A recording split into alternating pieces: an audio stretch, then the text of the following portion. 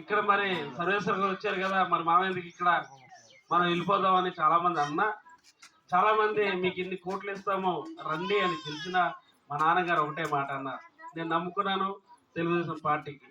Telugu Desam party నాకు life ఇచ్చింది.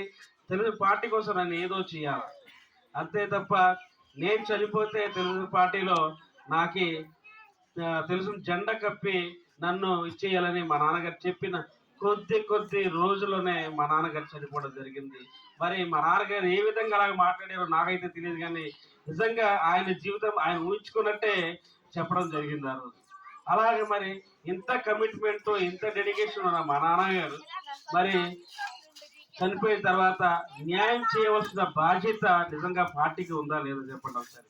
ఉందా లేదో చెప్పండి. మరి నేను తీసుకున్న నిర్ణయం కరెక్టా కాదో చెప్పండి అయితే.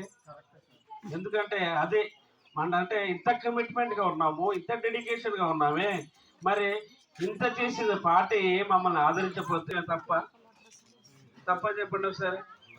అందుకే నేను రెబల్గా పోటీ చేయడానికి నిర్ణయించుకున్నాను. అంతే తప్ప నాకేం స్వార్థం లేదు.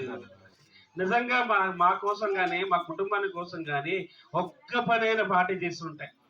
మా తమ్ముడికి ఇవ్వాల్సిన గ్రూప్ 2 పోస్ట్, లేకపోతే మీ ఇల్లు పూర్తి చేస్తామన్నారు, లేకపోతే మీ నాన్న సమాధికి కడతామన్నారు, లేకపోతే వైజాగ్లో నీకు ఒక సైట్ ఇస్తానన్నారు.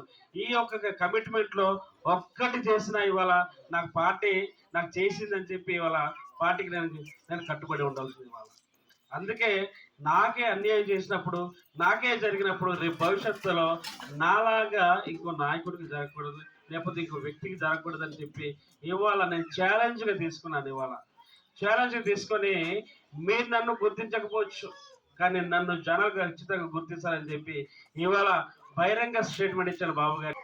ఆ రోజు ఇన్ఛార్జ్కి ఇచ్చినప్పుడు అబ్రహాము ఈసారి ఇన్ఛార్జ్ ఏమో దొరగారికి ఇస్తున్నా